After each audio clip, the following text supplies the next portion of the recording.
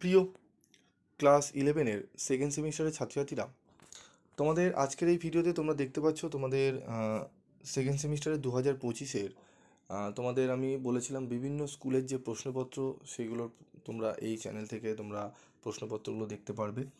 তো হেয়ার স্কুলের কি প্রশ্ন এসেছিল ইকোনমিক্সের সেটি নিয়ে আলোচনা করব। তো তোমরাও যদি দেখে থাকো তো তোমাদের স্কুলেরও প্রশ্নপত্র আমি ভিডিওতে দিই, বিভিন্ন ছাত্রছাত্রীরা দেখুক তোমাদের স্কুলে কীরকম প্রশ্নপত্র এসছে। তোমরা যদি চাও তাহলে তোমরা অবশ্যই 7278981430 এই নাম্বারে যোগাযোগ করে তোমরা তোমাদের কোশ্চেন পেপার বলতে পারো। তোমাদের কিন্তু স্কুলের আলোচনা করে দেওয়া হবে এবং প্রশ্নের উত্তর নিয়েও আলোচনা করা হবে।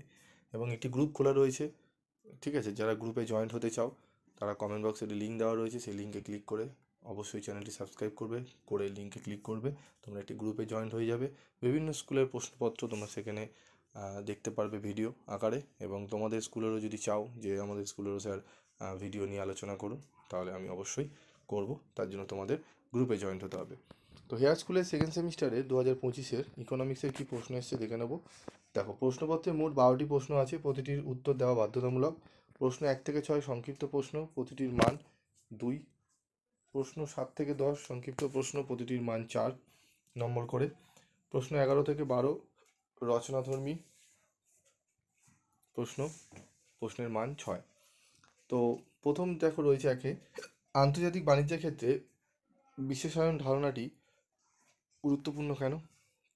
শুল্ক বহির্ভূত বাধা বলতে কি বোঝো?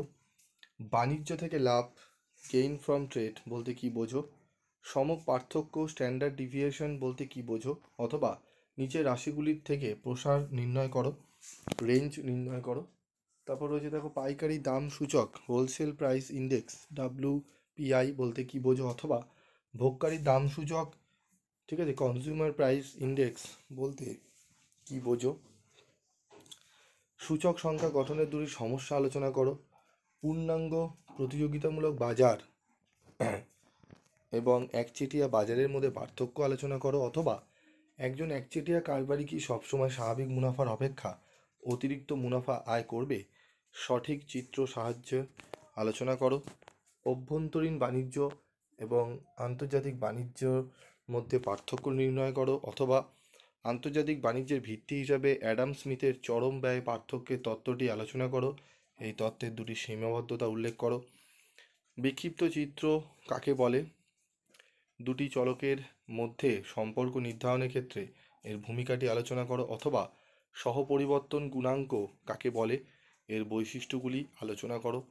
যদি এক্স চলকটি আয়ের ওপর আয়করের হার এবং এক্স চলকটি বাজারে কালো টাকার পরিমাণ হয়, তবে নিচের তথ্যের ভিত্তিতে এই দুটি চলের মধ্যে সহপরিবর্তন গুণাঙ্ক নির্ণয় করো। পূর্ণ প্রতিযোগিতামূলক বাজারে ফার্মের স্বল্পকালীন ভারসাম্যের অবস্থা রেখাচিত্রের সাহায্যে আলোচনা করো। অথবা শেয়ার ও বন্ডের মধ্যে পার্থক্য আলোচনা করো, ঠিক আছে? এখানে রয়েছে দেখো, একটি মিনিট, হ্যাঁ। তারপর দেখো আমাদের রয়েছে সরকারি দ্রব্য এবং বেসরকারি দ্রব্যের মধ্যে পার্থক্য লেখো, আবার আলোচনা করো।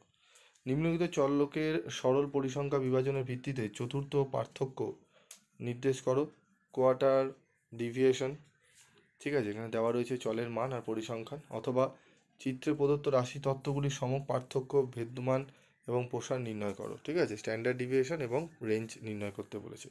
4 + 1 + 1, ঠিক আছে? তো একদম সম্পূর্ণ প্রশ্নপত্রটি আমি তোমাদের সামনে তুলে ধরলাম।